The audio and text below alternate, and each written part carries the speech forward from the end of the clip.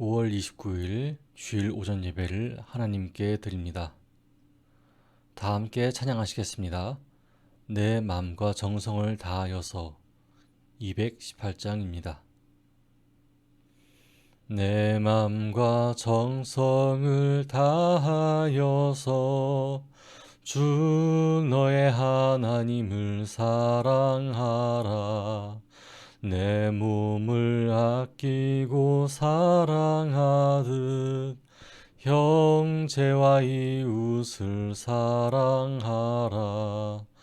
주께서 우리에게 명하시니 그 명령 따라서 살아가리. 널 미워 해치는 원수라도 언제나 너그럽게 사랑하라. 널 핍박하는 자 위에서도 신실한 마음으로 복을 빌라. 주께서 우리에게 명하시니 그 명령 따라서 살아가리. 나 항상 주님을 멀리하고 형제를 사랑하지 못하였다. 이러한 죄인을 사랑하사 주께서 몸버려 죽으셨다. 속죄의 큰 사랑 받은 이 몸 내 생명 다 바쳐 충성하리. 아멘. 오늘 함께 읽을 말씀은 누가복음 6장 27절에서부터 36절입니다. 제가 가진 성경책으로는 신약 98쪽에 있습니다. 그러나 너희 듣는 자에게 내가 이르노니 너희 원수를 사랑하며 너희를 미워하는 자를 선대하며 너희를 저주하는 자를 위하여 축복하며 너희를 모욕하는 자를 위하여 기도하라. 너희 입뺨을 치는 자에게 저 뺨도 돌려대며 내 겉옷을 빼앗는 자에게 속옷도 거절하지 말라. 내게 구하는 자에게 주며 내 것을 가져가는 자에게 다시 달라 하지 말며 남에게 대접을 받고자 하는 대로 너희도 남을 대접하라. 너희가 만일 너희를 사랑하는 자만을 사랑하면 칭찬받을 것이 무엇이냐? 죄인들도 사랑하는 자는 사랑하느니라. 너희가 만일 선대하는 자만을 선대하면 칭찬받을 것이 무엇이냐? 죄인들도 이렇게 하느니라. 너희가 받기를 바라고 사람들에게 꾸어주면 칭찬받을 것이 무엇이냐? 죄인들도 그만큼 받고자 하여 죄인에게 꾸어주느니라. 오직 너희는 원수를 사랑하고 선대하며 아무것도 바라지 말고 꾸어주라. 그리하면 너희 상이 클 것이요 또 지극히 높으신 이의 아들이 되리니 그는 은혜를 모르는 자와 악한 자에게도 인자하시니라. 너희 아버지의 자비로우심 같이 너희도 자비로운 자가 되라. 아멘. 잠깐 기도하겠습니다. 하나님, 제가 요청합니다. 말씀이 선포되는 이 모든 시간에 저의 이름이 아닌 하나님의 이름이 나타나기를 원합니다. 하나님의 말씀만 마음에 남게 하여 주시고 사람의 말이 남지 않게 하여 주셔서 듣는 성도들의 마음에 혼동을 주지 않게 하여 주시옵소서. 오직 겸손함으로 말씀을 전하도록 하게 하여 주시옵소서. 예수님 이름으로 기도드렸습니다. 아멘. 오늘 주제는 지혜롭고 현명하다라는 주제로 말씀을 전하겠습니다. 여러분에게 단 한마디의 칭찬이 있다고 합시다. 바로 이 칭찬입니다. 야, 너 참 지혜롭다. 이 칭찬은 어디에서 비롯되고 볼까요? 자신의 독창적인 아이디어로 인해 아니면 사람들의 인생에 쌓여진 지식들로 인해 그 무엇이 되었든 지혜롭다고 받은 칭찬에 대해서 싫어하는 사람이 없을 것입니다. 오늘날 우리는 힘이 안 되면 그냥 참고 있는 것을 지혜롭게 여기지 않습니다. 어리석은 것과 발전하지 않는 것, 그리고 게으른 것이라고 이야기하죠. 성경은 단지 시종일관 가만히 있는 것에 초점을 맞추지는 않습니다. 지혜롭고 현명하게 행동하는 것에 대해서 초점을 맞추고 있죠. 오래전 예수님께서 이 땅에서 활동하시던 당시 이스라엘 사람들은 오늘날 우리와 다를 바 없었습니다. 그들은 하나님의 율법을 묵상하는 것 외에 잠언을 읽고 사회를 살아가는 법을 배웠습니다. 그들이 받은 법으로 인하여 정당히 보복하는 법도 고대로부터 배워왔습니다. 그 법은 다음과 같습니다. 레위기 24장 20절부터 22절 말씀입니다. 상처에는 상처로, 눈에는 눈으로, 이에는 이로 갚을지라.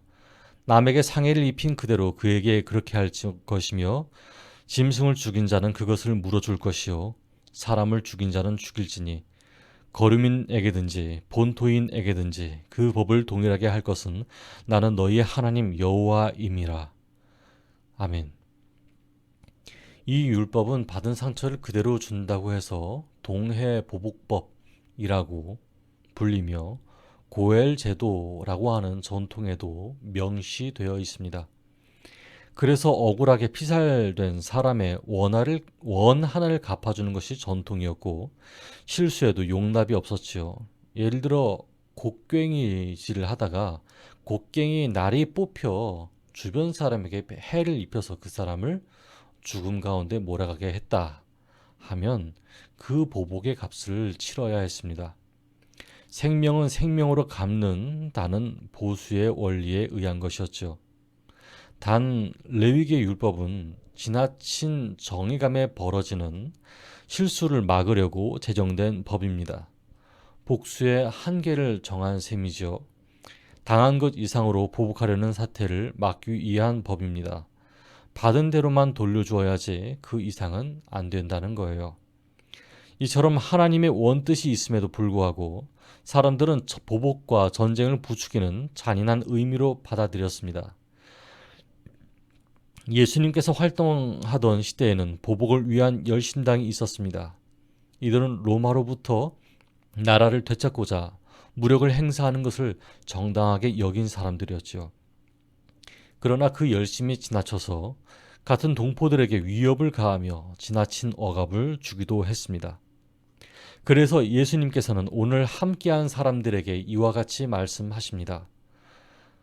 누가복음 6장 27절입니다.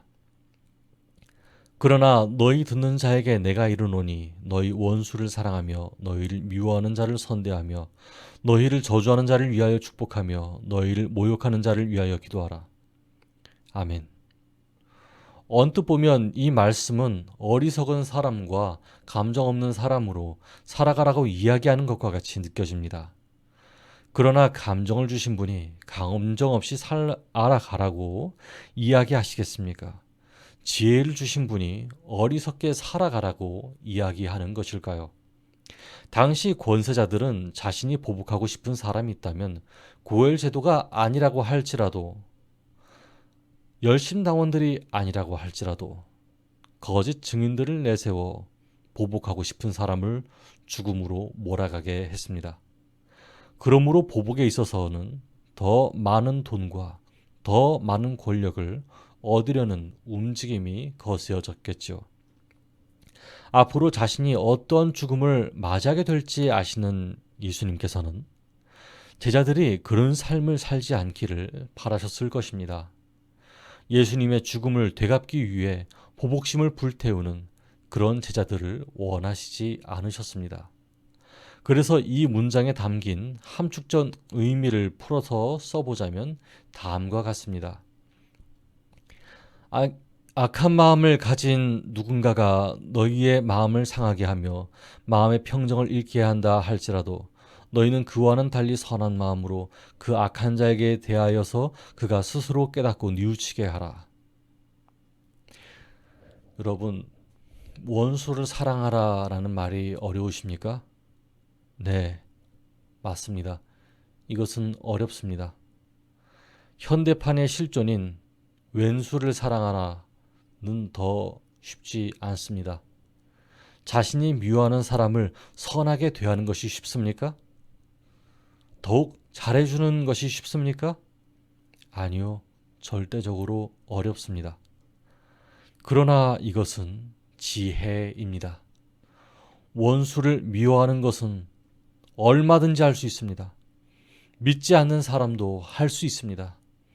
그러나 뒤돌아서서 그 사람의 영혼을 위해서 기도해 줄 수 있는 것은 예수 믿는 사람밖에는 할 수 없습니다. 여러분, 사랑을 하는 데는 지혜가 필요합니다. 밑 빠진 독을 냇가에 던져 물을 채우듯이 밑 빠진 사람을 마음에 던지는 것은 모든 사람에게 통용되는 말이 아닙니다. 29절과 30절은 어떠합니까? 읽어보겠습니다. 너의 입뺨을 치는 자에게 저 뺨도 돌려대며 내 겉옷을 빼앗는 자에게 속옷도 거절하지 말라. 내게 구하는 자에게 주며 내 것을 가져가는 자에게 다시 달라 하지 말며. 아멘. 이 말은 마치 범죄를 용인하는 말처럼 들리지 않습니까? 그러나 그 의도가 아닙니다.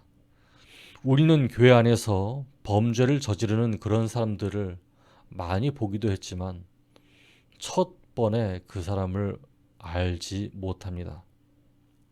쉬이 구분할 수 없습니다. 그렇다고 해서 모든 사람들에게 적대감을 품을 수는 없습니다. 모든 사람을 이해타산적으로 보는 자세에서 벗어나라는 말씀입니다. 이 사람을 친절하게 대하면 나에게 어떤 일이 다가올까? 이 사람에게 자비를 베풀면 나에게 무엇이 이익이 될까? 계산하면서 살지 말라는 말입니다. 예수님께서 하신 말씀은 보복을 위해 애쓰지 말고 할 수 있는 대로 선을 행하라는 말씀입니다.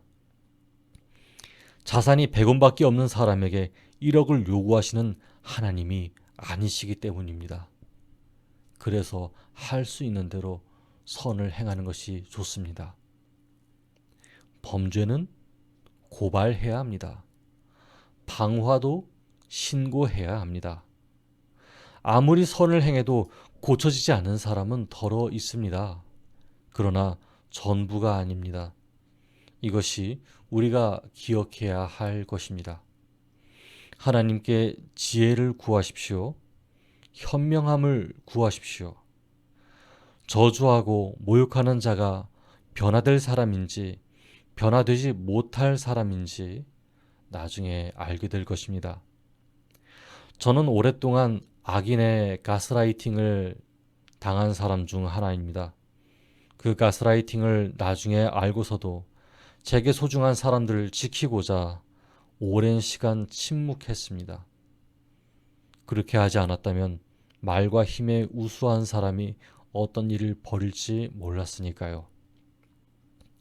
뒤돌아보니 그 사람에게 대응하지 않은 것도 잘한 것이었습니다. 결국 끝내 지켜낸 것이 있었거든요. 만일 대응한다 하더라도 저에게는 아주 큰 지혜가 필요했습니다. 그러나 여러분, 저와 같이 마시고 여러분이 처한 환경 속에서 지혜롭게 하십시오. 다만 여러분이 할 수 있는 만큼 예수님 안에서 선을 행하시기 바랍니다. 하나님이 제대로 갚아주십니다. 절대로 갚아주십니다. 이제 31절부터 34절을 보겠습니다. 남에게 대접을 받고자 하는 대로 너희도 남을 대접하라. 너희가 만일 너희의 사랑하는 자만을 사랑하면 칭찬받을 것이 무엇이냐? 죄인들도 사랑하는 자는 사랑하느니라. 너희가 만일 선대하는 자만을 선대하면 칭찬받을 것이 무엇이냐? 죄인들도 이렇게 하느니라. 너희가 받기를 바라고 사람들에게 꾸어주면 칭찬받을 것이 무엇이냐? 죄인들도 그만큼 받고자 하여 죄인에게 꾸어주느니라. 아멘. 앞서 이해타산적인 사람이 되지 말 것을 당부드렸습니다. 그러면 예수님께서는 헌신적으로 살 것만을 강요하시는 건가요? 그렇다면 우리는 모든 사람을 연인으로 여겨야 합니다. 그런데 우리는 모든 사람을 연인처럼 여길 수 있을까요? 그럴 수 없습니다. 그래서 지구상의 모든 이들을 헌신적으로 사랑하는 것은 우리의 힘으로 할 수 없습니다. 그래서 사회에서는 일반적인 동료의 사랑을 하게 되지요. 우리가 이해타산적인 사람이 된다면, 그리고 전 세계 사람들이 그렇게 살아간다면 그 어느 누구도 먼저 친절을 베풀지 못할 것입니다. 자기에게 이익이 되든지 아니든지 선을 행하는 마음이 필요합니다. 여러분, 이 본문에서 죄인은 누구일까요? 그 죄인은 세리입니다. 이들은 돈을 빌려줄 때 이자를 포함한 돈을 받는 것에 목적을 두고 돈을 빌려줍니다. 정말 타산에 밝은 사람들이었죠. 사랑하는 사람만 사랑하는 것은 갚을 것이 확실한 사람에게만 돈을 빌려주는 것과 같은 행위였습니다. 그래서 31절이 정말로 중요합니다. 일반적으로 이윤을 추구하는 사람들에게 있어서 남에게 대접받은 그대로 남을 대접하는 것은 현명한 방법이었습니다. 장사꾼의 방법이며 손해받지 않는 방법이었죠. 그러나 그 이해타산적인 자리에는 친구가 없습니다. 신뢰할 사람은 없어지고 이윤만 남겠죠. 어느 누가 그런 외로움 속에서 평생을 기쁘게 살 수 있겠어요. 여러분, 참 친구를 만들어내는 것은 남이 나에게 대접해준 그대로 베풀어주는 것이 아니라 남에게 대접을 받고자 하는 대로 남을 대접하는 것입니다. 이것이 바로 예수님의 가르침입니다. 여러분, 주머니 사정이 나쁘지 않다면 밥 한 끼 먼저 사주세요. 밉상이어도 밥 한번 먹어보세요. 잠언 3장의 말씀처럼 선을 베풀 힘이 있거든 그만큼만 베풀면 됩니다. 없는 것을 쥐어짜내어 안 주어도 됩니다. 할 수 있는 그만큼만 하세요. 이것이 현명합니다. 여러분, 제가 이렇게 당연한 것 같은 이야기로 성경을 풀어가며 말씀드리는 것은 여러분이 예수님께서 말씀하신 그대로 살아갈 수 있기를 권하는 것입니다. 이 모든 것들이 지킬만 해요. 2000년 전에 쓰인 말씀이지만 무엇 하나 버릴 것이 없습니다. 우리 기독교인의 목적은 악을 키우는 데 있지 않고 하나님 나라를 세우는 데 목적이 있지 않습니까? 다시 한번 말씀드리지만 너무 어렵게 생각하지 마세요. 혹시 상처 입은 마음이 있다면 너무 무리하지 마세요. 그저 마음을 하나님께 맡기세요. 하나님 안에서 회복된 후에 할 수 있는 만큼만이면 됩니다. 밥 한 끼 먼저 사주는 그런 실천이면 됩니다. 밥 한 끼 사줄 만한 형편이 안 된다면 칭찬의 말, 위로의 말, 또는 격려의 말, 이런 것들이 있지 않겠습니까?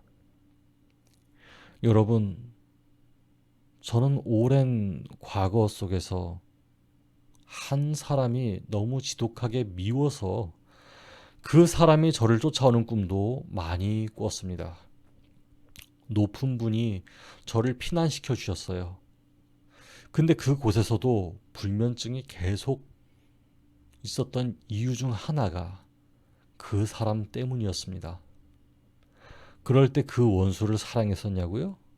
아니요, 못했습니다.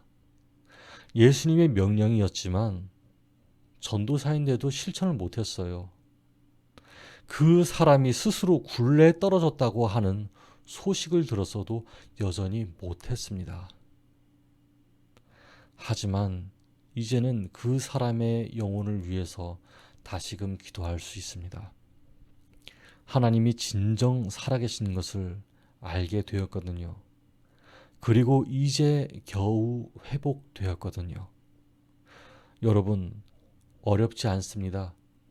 예수님께서 하신 명령은 우리가 지킬만 합니다.